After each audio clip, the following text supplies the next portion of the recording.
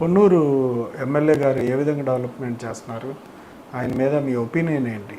అసలు ఆయనతో వాళ్ళ కుటుంబంతో మీకు ఎప్పటి నుంచి సంబంధాలు ఉన్నాయి? నాకు వాళ్ళ తండ్రి గారు వేరే చౌదరి గారు కాడి నుంచి ఉన్నానండి నేను పార్టీలో. నరేంద్ర ఎమ్మెల్యే గారు అయితే చాలా సౌమ్యుడు, అధికారం ఉండా లేకపోయినా నిరంతరం జనంలోనే ఉంటారు. ఎట్లా ఉంటారు? ఆయన ఏమైనా సమస్యను తీసుకెళ్ళినా ఆయన మీతో ఏదైనా ఇష్యూ మాట్లాడాలన్న ఎలా స్పందిస్తారు? ఏదైనా సమస్య ఉంటే ఇమీడియట్లీ స్పందిస్తారో దానికి సంబంధించిన అధికారులతో మాట్లాడి సాల్వ్ చేస్తారు. ఆయనకి అంటే మంత్రి పదవి రాలేదని చాలామంది అసంతృప్తి వ్యక్తం చేస్తూ ఉంటారు. మీ ఒపీనియన్ ఏంటి? మంత్రి పదవి ఇవ్వాల్సిందండి, మేము ఆశపడ్డాము వచ్చిద్దని. మరి ఏ క్యాలిక్యులేషన్ల వల్ల ఆపారో తెలియదు. సెకండ్ విడతలో ఏమన్నా వచ్చిద్దని ఆశపడుతున్నాం. నారా లోకేష్ గారి పనితీరు ఎట్లా ఉంది? గతానికి ఇప్పటికి మార్పుని గమనిస్తే మీరు గమనించిన అంశం ఏంటి? లోకేష్ గారిలో అంతకు ముందు కంటే ఇప్పుడు చాలా ఇంప్రూవ్ అయ్యారు. వైజాగ్ కంపెనీలు రావడం కానీ సాఫ్ట్వేర్ కంపెనీలు బాగా కృషి చేస్తున్నారు. సంక్షేమ పథకాల్లో సూపర్ 6 అనేది ప్రధానంగా తీసుకెళ్లారు. జనాల్లో ఆ పథకాల మీద ఎట్లా ఉంది ప్రభావం? పథకాలు బాగా మంచిగా ఉంటున్నాయండి.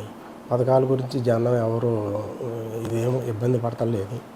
మన వృద్ధాప్య పెన్షన్ 2000 నుంచి మనకి 4000 ఇచ్చారు.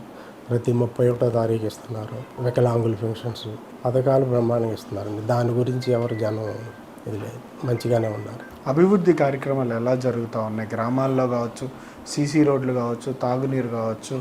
మీరు అలాగే మీ గ్రామాన్ని శ్మశాన వాటికి చేశారు.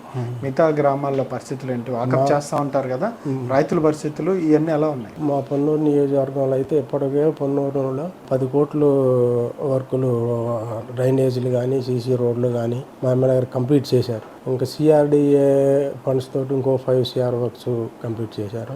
ఇంకొక 30 CR వర్క్స్ ఇప్పుడు ప్రపోజల్స్లో ఉన్నాయి. అన్ని ప్లాన్లు రెడీ చేసి అండర్ గ్రౌండ్ డ్రైనేజీ ఈ వర్కులన్నీ ప్లానింగ్ అయి ఉండేది. మీ ఊర్లో కావచ్చు, మీ ప్రాంతంలో ప్రధాన సమస్య ఏంటి? రైతులు ఎలా ఉన్నారు? రైతులు ఇప్పుడు 2 years నుంచి మంచిగానే ఉన్నారండి. లాస్ట్ ఇయర్ అయితే ధాన్యం మంచిగా సేకరించారు గవర్నమెంట్. రైతులు హ్యాపీగానే ఉన్నారు. అంటే సమస్య ఏంటి అసలు మీ ఊరికి? కానీ మీకు మంచినీటి సమస్య, ఏ సమస్య ఉంది మీకు? రోడ్లు? మా ఊరికి ఒక వాటర్ సమస్య ఒక్కటే ఉందండి. అన్నీ మంచిగా, అది కూడా ఇప్పుడు ఫండ్స్ శాంక్షన్ అయినాయి. ఇంకో 6 monthsలో కంప్లీట్ అయింది. విద్యా వైద్య సదుపాయాలు ఎట్లా ఉన్నాయి పొన్నూరుకి? విద్యా వైద్యం బాగానే ఉందండి.